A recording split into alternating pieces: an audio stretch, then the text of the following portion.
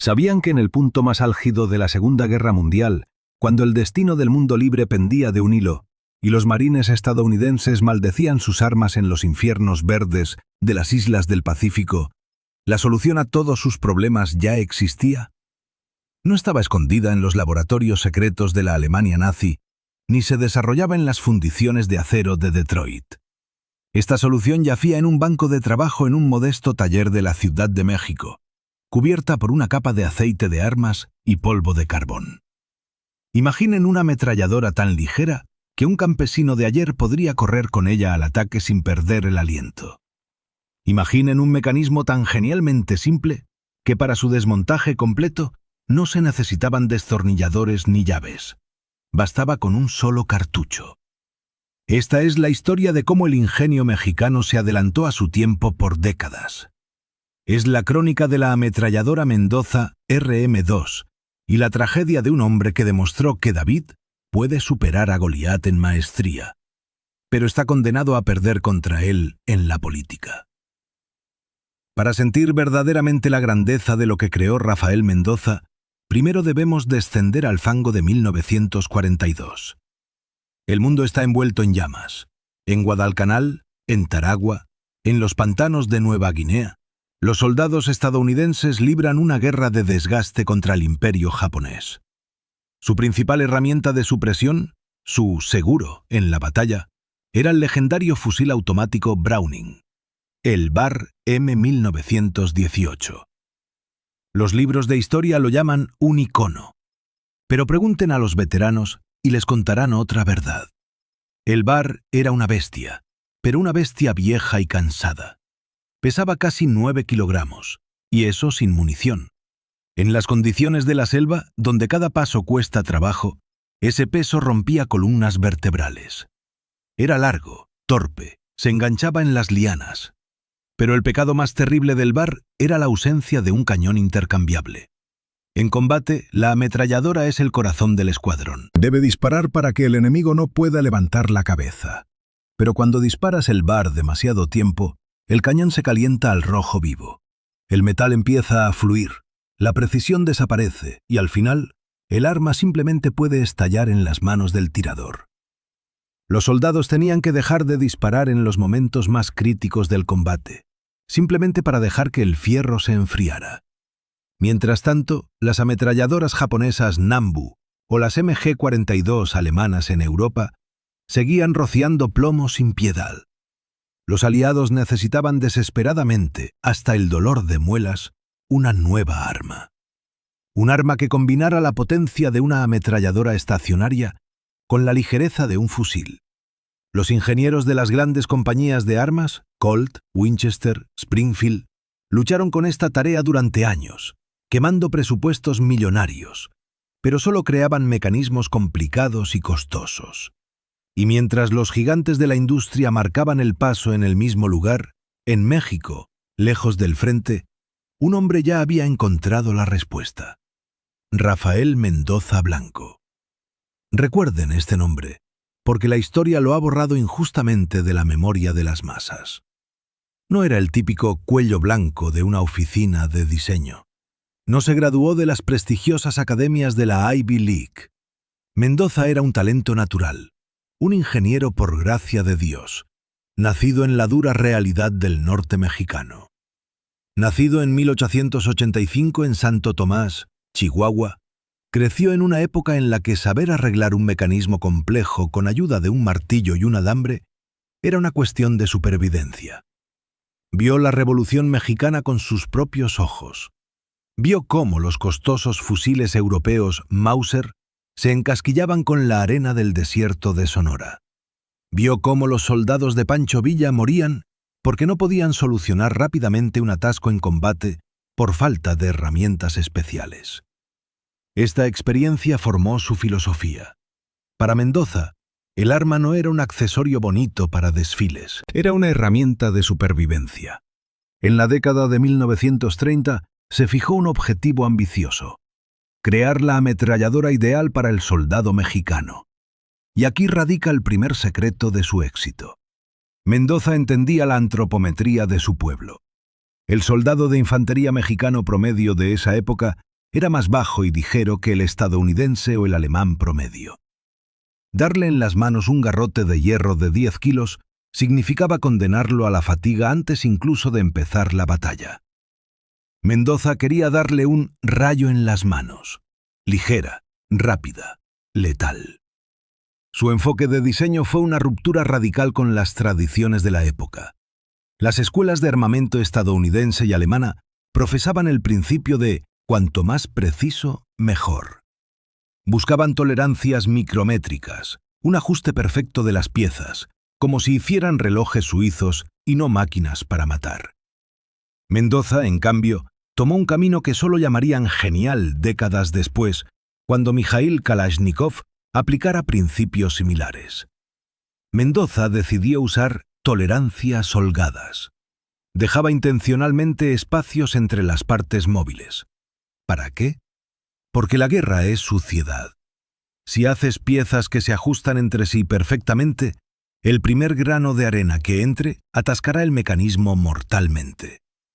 Mendoza, por el contrario, invitó a la suciedad a entrar. Diseñó su ametralladora de tal manera que la arena, la carbonilla y el barro del pantano pudieran pasar libremente a través del mecanismo, saliendo expulsados al disparar, sin estorbar el funcionamiento automático. Era una audacia de ingeniería de primer orden.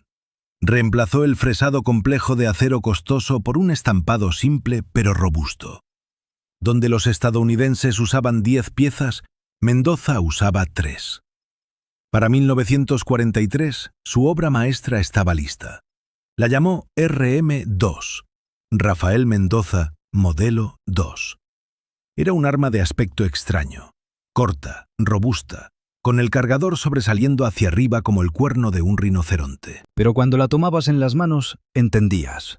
Era una revolución. Peso, solo 6,4 kilogramos. Eso es un 30% más ligero que su análogo estadounidense. El equilibrio era perfecto, pero lo principal se escondía en el interior.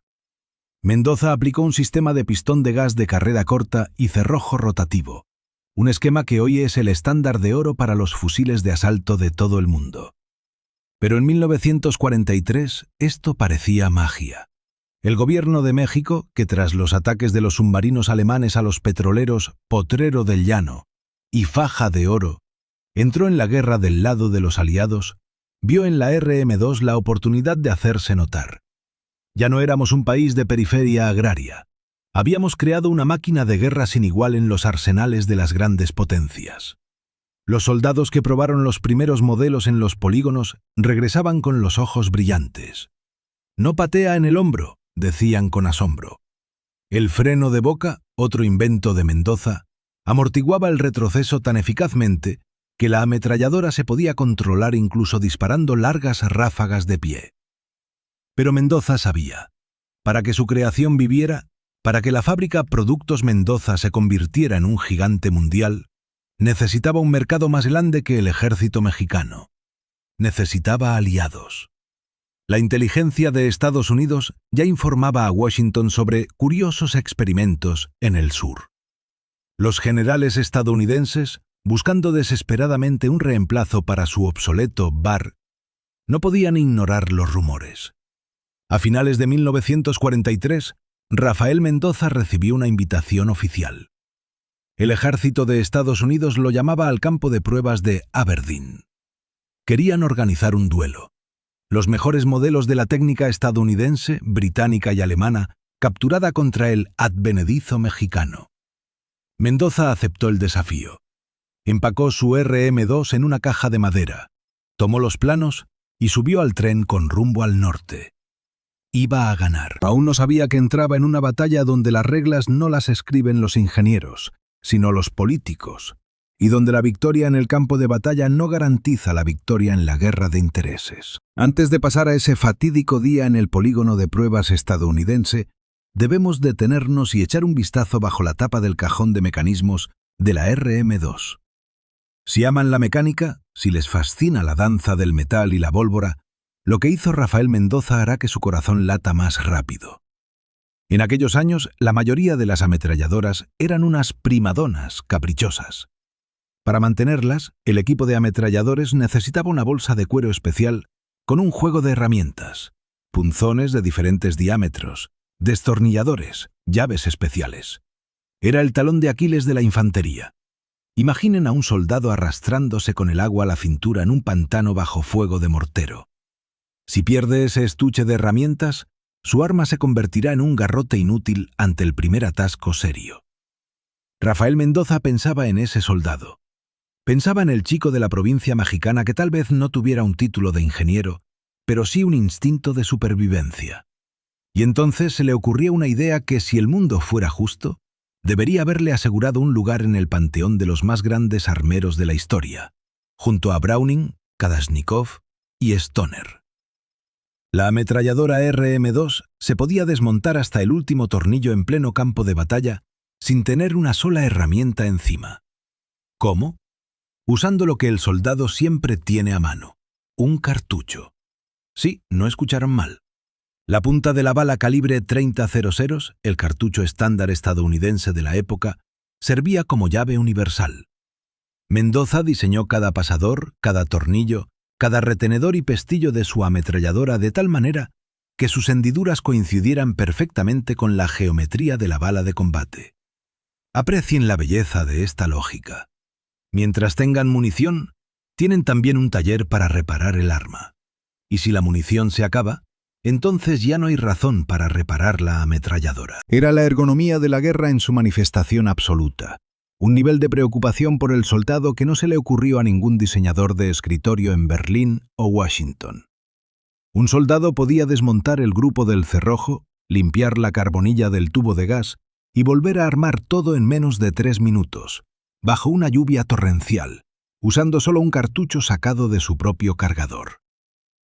Pero Mendoza no se detuvo ahí. El segundo problema maldito de las ametralladoras ligeras era el cañón. Con el fuego automático intenso, la fricción de la bala contra las estrías calienta el acero hasta temperaturas en las que el metal comienza a brillar. Si se sigue disparando, el cañón se deforma y el arma puede literalmente explotar en las manos. El BAR estadounidense tenía un cañón fijo.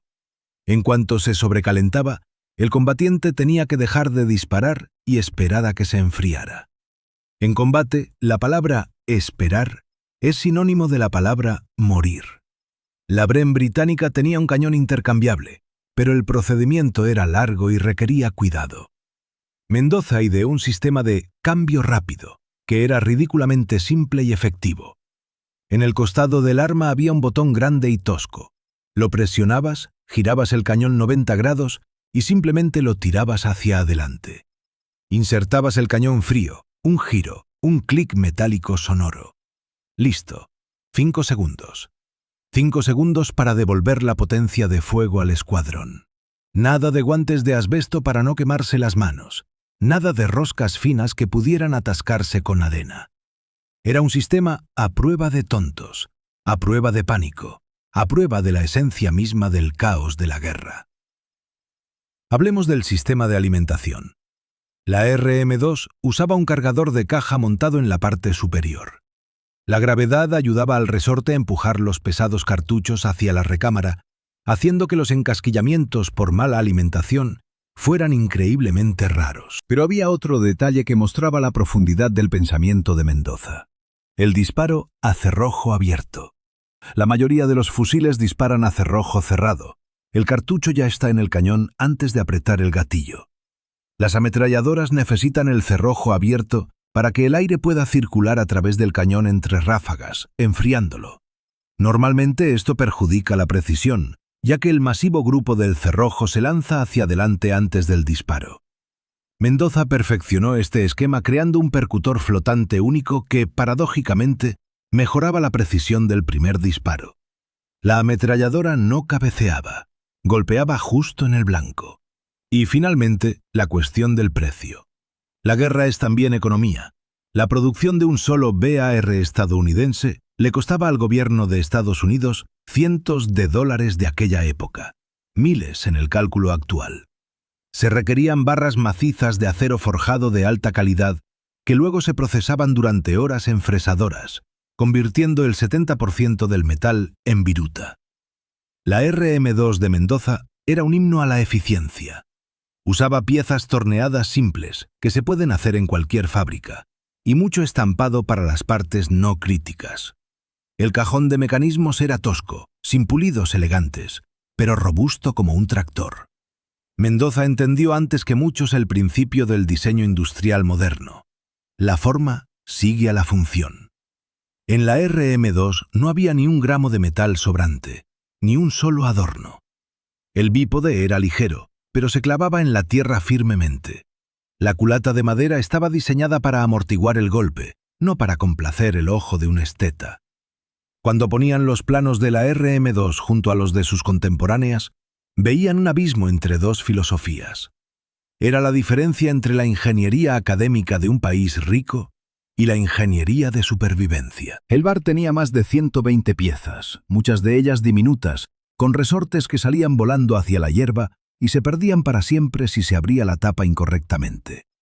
La RM2 tenía menos de 80 piezas, y todos los conjuntos principales eran grandes, masivos, imposibles de romper con los dedos.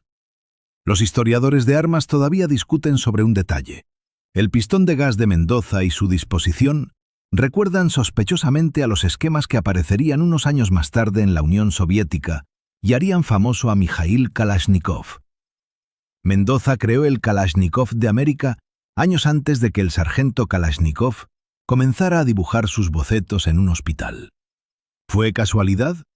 ¿O es evolución convergente cuando dos mentes geniales llegan a las mismas conclusiones al enfrentarse a los mismos problemas?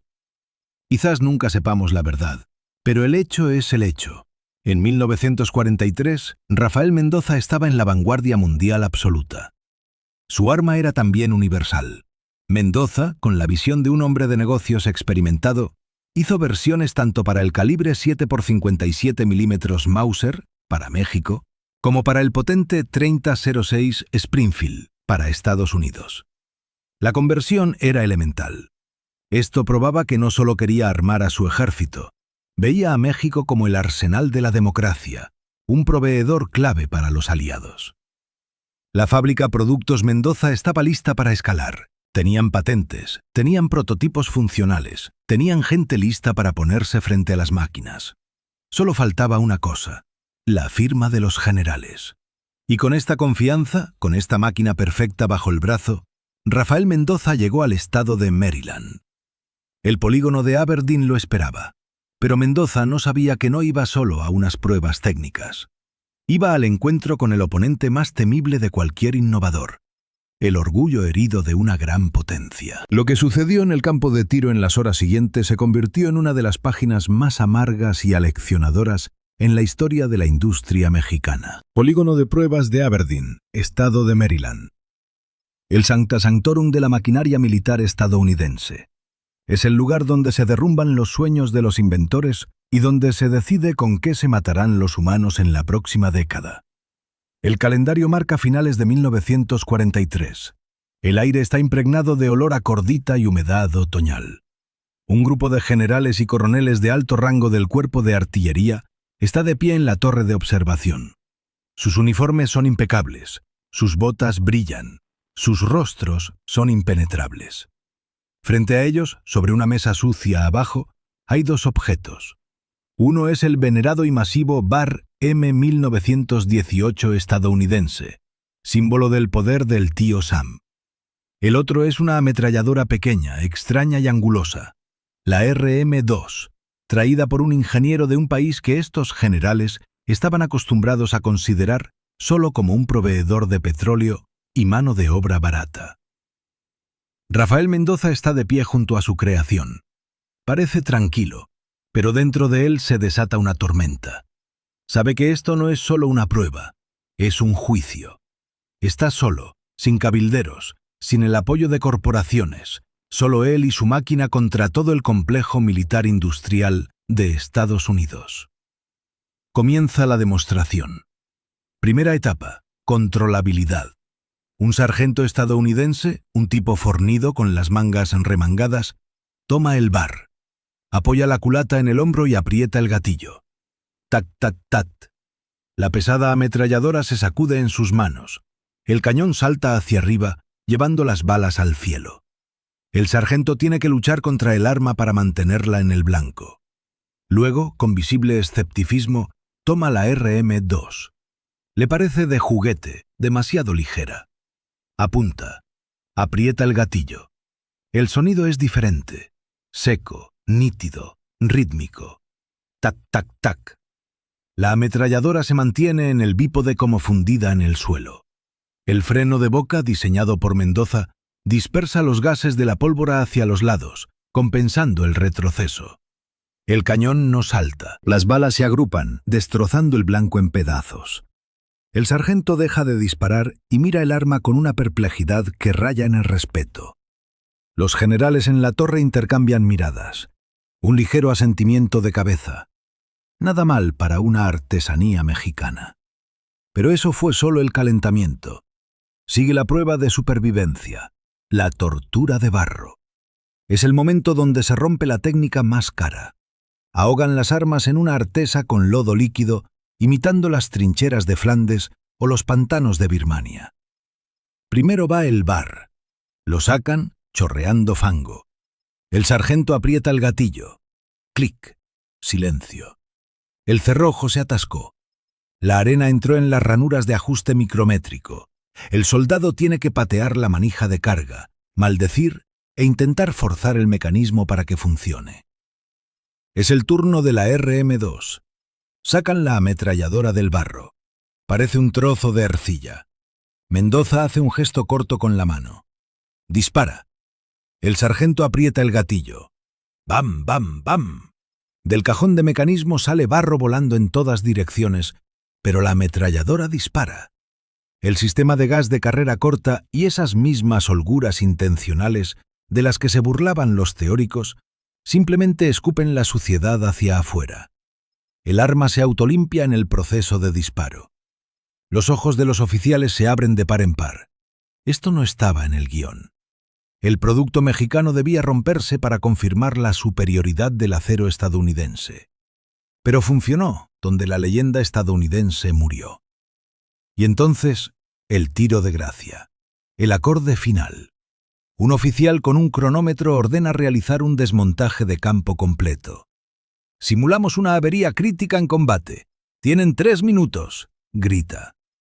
El soldado con el bar desabrocha febrilmente el estuche de cuero con las herramientas. Le tiemblan las manos.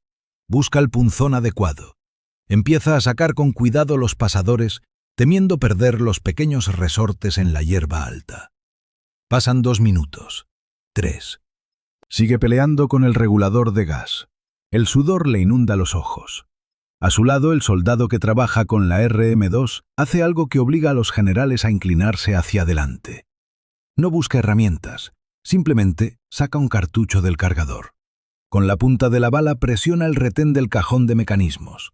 Un movimiento. Culata fuera. Segundo, grupo del cerrojo en las manos. Tercero, pistón de gas extraído. Limpia las piezas con un trapo y vuelve a armar todo. Clic. Arma lista para el combate. Tiempo, 55 segundos. Sin herramientas. Con una sola bala. En el campo de tiro cae un silencio sepulcral. Solo se oye el viento. Los ingenieros militares estadounidenses, hombres que dedicaron su vida a crear armas, miran a Mendoza. En esa mirada hay una mezcla de admiración y miedo. Acaban de ver el futuro del armamento de infantería, y no lleva el sello Made in USA. Lleva grabado, hecho en México.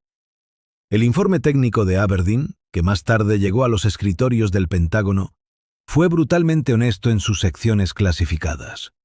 Los expertos admitieron, la ametralladora de Mendoza superaba al bar en peso, facilidad de mantenimiento, costo de producción, era 3 veces más barata, y fiabilidad en condiciones adversas. Objetivamente, era la mejor ametralladora ligera disponible para los aliados en ese momento. Si el mundo se rigiera por la pura lógica militar, si el objetivo fuera solo salvar vidas de soldados, Estados Unidos habría ordenado 100.000 unidades esa misma noche. Habrían armado a los marines con la RM-2 para los sangrientos asaltos a las playas de Iwo Jima y Okinawa. Miles de muchachos estadounidenses habrían regresado a casa vivos gracias a la ingeniería mexicana.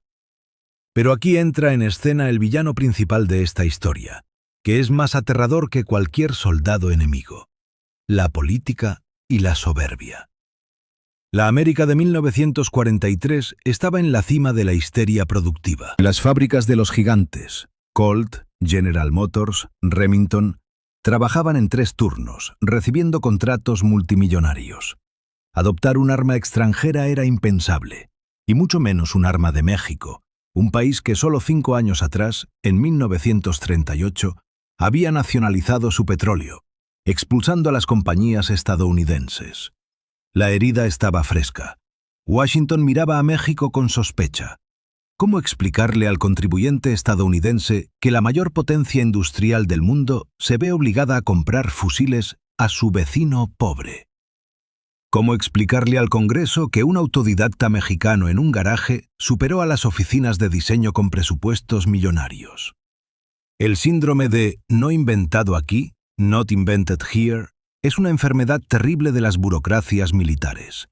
La decisión no se tomó en el polígono, sino en despachos alfombrados. La respuesta oficial entregada a Mendoza fue educada, pero gélida. Gracias, señor Mendoza. Su arma es interesante, pero nuestras líneas de producción ya están configuradas para el bar. Cambiarlas ahora sería una pesadilla logística. Era una mentira encubierta con una verdad. Sí, la logística es importante, pero la superioridad de la RM-2 era tan colosal que valía cualquier riesgo de reequipamiento. Sin embargo, lo que sucedió después fue mucho más oscuro que un simple rechazo. Fue un robo silencioso. Los militares estadounidenses no compraron la ametralladora, pero se la quedaron para estudios posteriores. Los ingenieros desmontaron la RM-2 hasta las moléculas. Tomaron miles de fotografías, redibujaron los esquemas del cerrojo, realizaron análisis químicos de las aleaciones, absorbieron las ideas de Mendoza. Años más tarde, cuando Estados Unidos creaba su famosa ametralladora M60, la Cerdeña, con la que Rambo corría por las selvas de Vietnam, muchos expertos en armas notaron una similitud aterradora. El mecanismo de alimentación de cinta, el uso de acero estampado, el principio de funcionamiento del motor de gas. No era una copia directa, no. Era algo peor. Era una apropiación intelectual. Los principios que Mendoza desarrolló en los años 30 de repente se convirtieron en innovaciones estadounidenses en los años 50. Rafael Mendoza abandonó Estados Unidos con las manos vacías. Empacó su ametralladora perfecta de vuelta en la caja. Había ganado en una pelea justa de metal contra metal, pero fue aplastado en el juego sucio de la geopolítica. Regresaba a la Ciudad de México comprendiendo una amarga verdad. Ser el mejor no es suficiente si naciste en el lado equivocado de la frontera. Pero la historia de la RM-2 no terminó ahí. En México esta arma tuvo una segunda vida, digna, orgullosa, pero trágicamente corta, que se convertiría en un espejo de toda nuestra industria perdida. De vuelta en México, rechazada por la superpotencia, la RM-2 no murió de inmediato. En su tierra natal fue recibida como un héroe. El ejército mexicano, cansado de depender de suministros externos, adoptó la ametralladora. A finales de los 40 y durante los 50, la Mendoza RM-2 fue el puño de fuego de la infantería mexicana. Se convirtió en un símbolo de soberanía. Imaginen esas imágenes en blanco y negro de los noticiarios. El desfile del 16 de septiembre en el Zócalo. Miles de soldados marchando, marcando el paso, y cada uno con una RM-2 al hombro. Era nuestra arma. No un regalo del préstamo y arriendo de Estados Unidos. No chatarra dada de baja comprada a una Europa arruinada. Era acero mexicano, diseñado por una mente mexicana para proteger la tierra mexicana. La compañía Productos Mendoza prosperaba. Parecía que el sueño de Rafael se había hecho realidad. Demostramos que podíamos ser autosuficientes. Pero la historia es un guionista cruel, y el enemigo más terrible no esperaba en el campo de batalla, sino en el futuro. El destino de la RM-2 resultó estar ligado a la política global de la Guerra Fría. A medida que avanzaban los años 60, el mundo cambiaba. Los viejos calibres de las guerras mundiales, el 30-06 y el 7x57 mm Mauser, pasaban al pasado.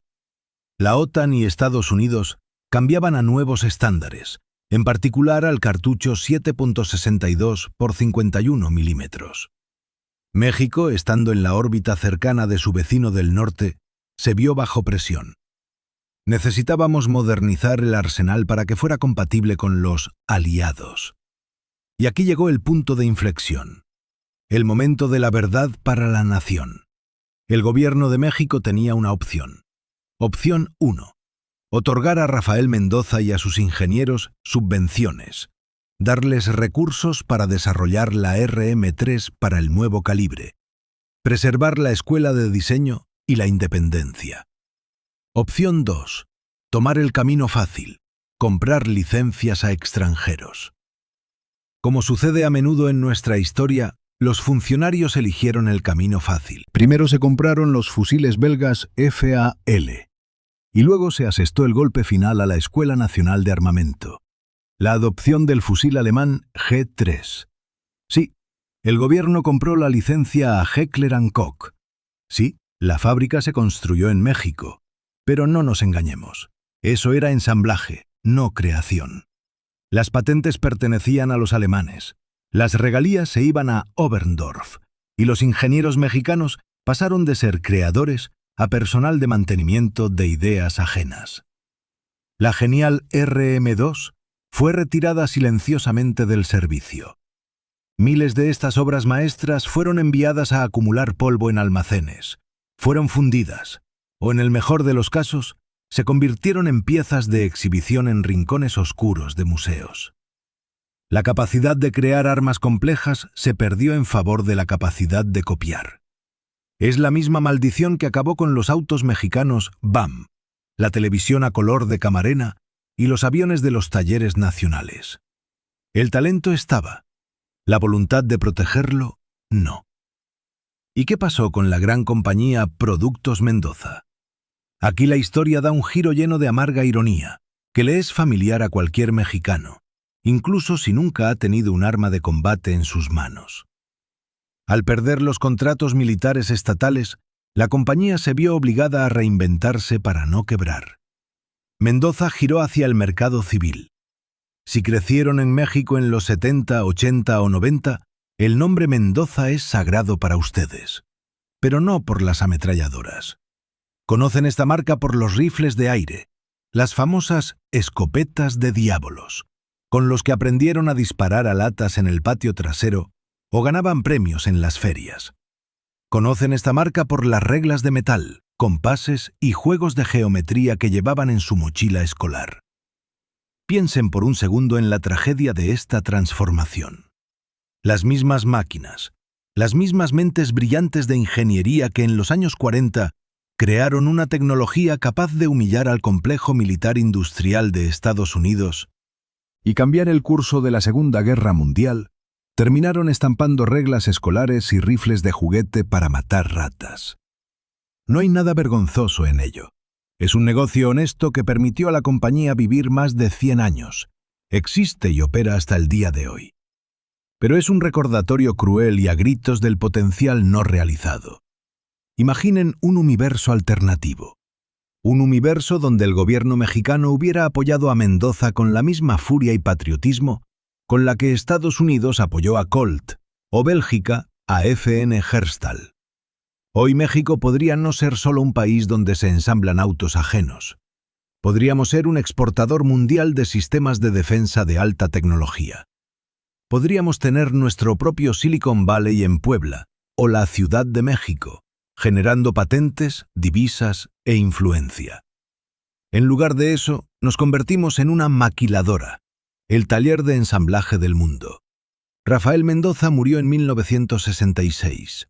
Se fue de la vida como un hombre respetado, pero con pesadumbre en el corazón. Sabía que su creación era perfecta. Sabía que había ganado en un duelo de ingeniería justo. Pero también sabía que no había nacido en la latitud geográfica correcta para que esa victoria fuera reconocida por la historia. Su legado vive en cada niño mexicano que recibe de regalo su primera Mendoza en el Día de Reyes. Pero la verdadera joya, la RM-2 de combate, se convirtió en una reliquia. Hoy en las subastas en Estados Unidos, los coleccionistas pagan decenas de miles de dólares por ejemplares desactivados de la ametralladora de Mendoza. Los expertos en armas estadounidenses en YouTube graban videos donde desarman este fusil y menean la cabeza con admiración. La llaman The Mexican Masterpiece, la obra maestra mexicana. 80 años después, reconocen lo que sus abuelos generales temieron reconocer públicamente. Era la mejor arma de su época. Esta historia no es solo un relato sobre un trozo de hierro que sabe disparar. Es una parábola sobre nuestra identidad nacional. Nos han dicho 1000 veces que la alta tecnología viene de fuera, que nuestro papel es el turismo, el petróleo y la mano de obra barata, que las cosas complejas las hacen los alemanes, los japoneses o los estadounidenses. La historia de Rafael Mendoza es una prueba de fuego de que eso es mentira. El ingenio mexicano, esa misma capacidad para resolver tareas complejísimas con métodos simples, elegantes y baratos, es un recurso de clase mundial.